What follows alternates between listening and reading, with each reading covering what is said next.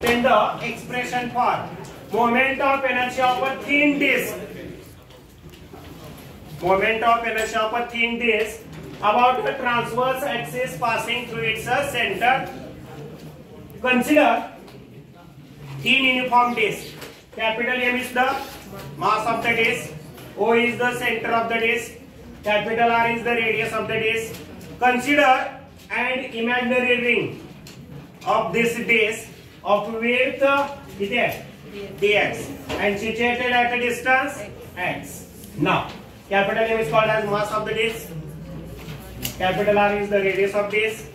A is the area of disk. And area चा formula काय? Pi r square. Rho is the mass per unit area of the disk. आणि mass बरोबर formula आहे किंवा density सूत्र का mass divided by volume असतं. म्हणजे काय मिळालं? M is equal to area into sigma. आता sigma is called as density of the material of the disk. Now area of this ring, या रिंगचं काढायचं आपल्याला. लहान असेल म्हणजे dA. Circumference into thickness. Circumference म्हणजे काय?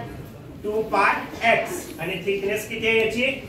dx. पण फॉर्म्युला मिळाला 2 pi x into dx. आता mass of this ring, mass चा फॉर्म्युला काय? Area into sigma. Area formula किती मिळाला? 2 pi x into dx. म्हणजे area into sigma. dA into sigma. आता हीच किंमत वापरा. dA काय मिळाली?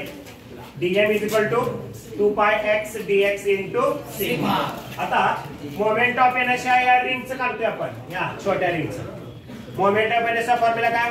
Mass into square of distance. आता मास किती आहे त्याचं रिंगचं? dm. अंतर किती अंतरावरती आहे ती ring?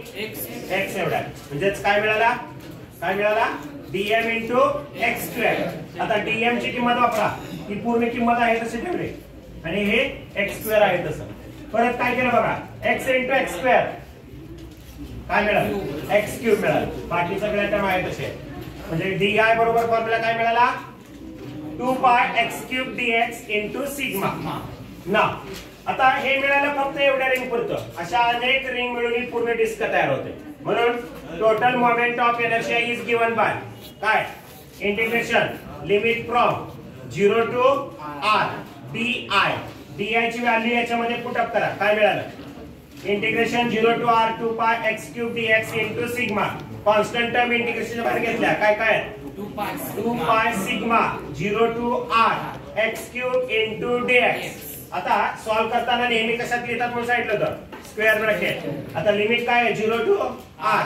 Upper limit minus lower limit. आता परत x cube into x. x चा चौथा जेवढा घातांक तेवढा डिवाइड मधले. पण काय formula? I is equal to 2 pi sigma x raised to 4 divided by 4 limit 0 to r. आता काय टाकायचं? x ची किंमत काय टाकायची? Upper limit. अप्पर किती आहे? r. लोअर लिमिट किती आहे? 0. म्हणजे साइन काय द्यायचं? मायनस. परत I is equal to 2 pi sigma r raised to 4 divided by 4 minus 0 raised to 4 upon 4. आता कोणत्याही संख्येचा 0 चा वर्ग केला तर 0 मिळते. हे पूर्ण टर्म काय मिळते? 0 मिळते. आणि पुढच्या टर्म मध्ये नाही लिहिली तरी चालेल. म्हणजे काय मिळेल? I is equal to 2 pi sigma r raised to 4 divided by 4. परत भाग घालवला कितीने? 2 ने. काय मिळतंय? 2 1 चा आणि 2 2 चा. इथं 2 मिळेल. म्हणजे 1/2 पाय. इथं r चा कितवा? चौथा. म्हणजे r वर्ग अधिक r वर्ग आणि सिग्मा आहे तसं ठेवलं. म्हणजे काय मिळालं फॉर्म्युला? 1/2 पाय r square sigma into r square. परत याची व्हॅल्यू माहिती आपल्याला किती आहे? Capital M. इथं वापरा कॅपिटल M. म्हणजे आलं कॅपिटल M. म्हणजे फॉर्म्युला काय मिळाला? I is equal to 1/2 mr square. Equation number 1. And this is expression for the moment of inertia of a disk about an axis passing through its center. Now, radius of gyration चं सूत्र माहिती आपल्याला. K is equal to under root I upon M. I ची किंमत किती आहे? 1/2 mr square. हीच किंमत याच्यामध्ये यूज करा. Divided by M. M ला M काय होईल? कॅन्सल होईल. म्हणजे काय राहिले तर रूट मध्ये 1/2 राहील. r स्क्वेअर बाहेर काढलं तर r मिळतं. पुन्हा 1/2 रूट मध्ये I into r मिळेल. आता याचाच अर्थ काय?